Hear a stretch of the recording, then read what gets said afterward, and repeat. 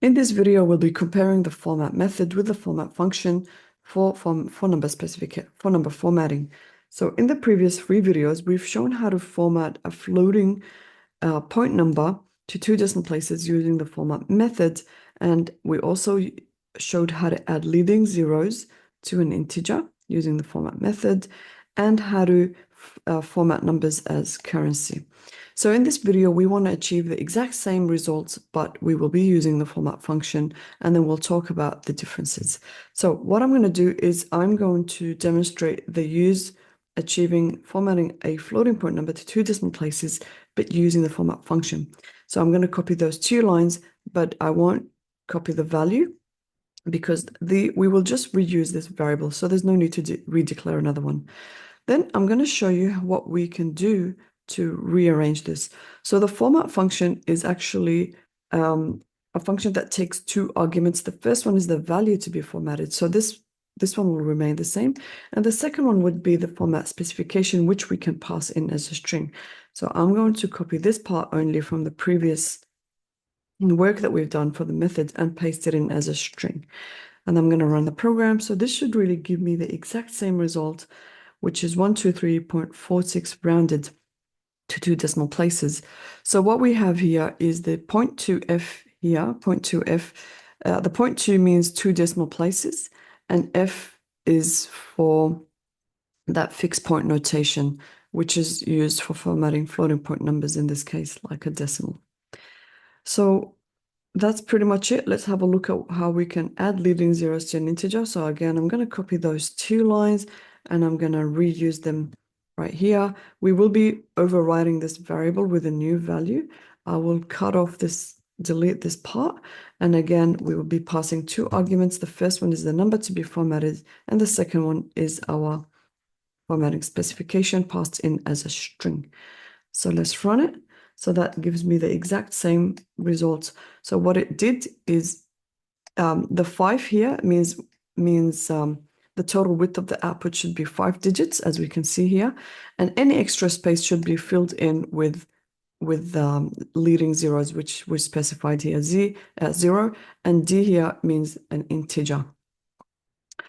And let's do the last one, which is formatting numbers as currency. So I'm going to copy and paste these 2 lines, get rid of this part here, and copy only this part and paste it in. So what we don't copy the placeholder, because these are the curly braces that specify it's a placeholder, and whatever comes, we only copy whatever comes after the colon. That really starts off our formatting specification. So paste. Now, the comma here means 1,000 separators should be used, and 0.2 means 2 decimal places, and F is the fixed point notation. So let's run that. Now, what we notice here is we don't have a dollar sign. And now that to add that dollar sign, because we can't really do it in the same way that we couldn't embed it in here. So what we'll do is we'll add it in the printed part. So we'll add a dollar sign and use the curly or the placeholder that's going to be replaced with our formatted value. So now when we run it, we get exactly that same output. So for every 3 digits, we have a comma to separate that. Okay, so why did we add the dollar sign here but not anywhere here?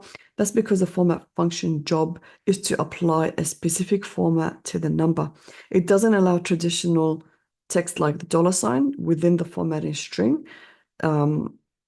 So we only have this part here to control numerical formatting, whereas in the format method, because we passed it in as an object, we were able to combine both the text and the number directly into the same string.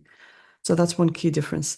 Let's look at what I've got here. So the key differences between both is both methods or both approaches achieve the same result but have different syntax. So we've seen how this one is got an object, dot, and then calling the method, whereas here we call the function passing in 2 arguments. In the format function, so the format function, sorry, is a built-in Python function. It takes 2 arguments, the value to format and the format specification. So the value and the format specification. Whereas the method, so in this case, the format is using this part here is using the format method of the string class. It formats the value within the placeholder. So this is the curly braces, that's our placeholder, according to the format specification provided inside the curly brace. So whatever comes after the colon is our formatting specification. Now the method is using the format method is more commonly used for formatting inline within a string, while the function is useful when formatting the value separately from the string structure. Which is best? Use the format function when you only need to format a single number. Is straightforward and effective for one value. But then use the format method when you're formatting multiple numbers, adding text, or creating a more complex output. This approach offers greater flexibility for combining different elements.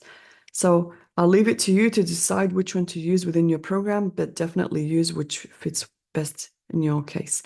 Now, I hope this was a helpful video to help you compare or see the differences between using the format function and the format method. And I'll see you in the next one. Thank you for watching.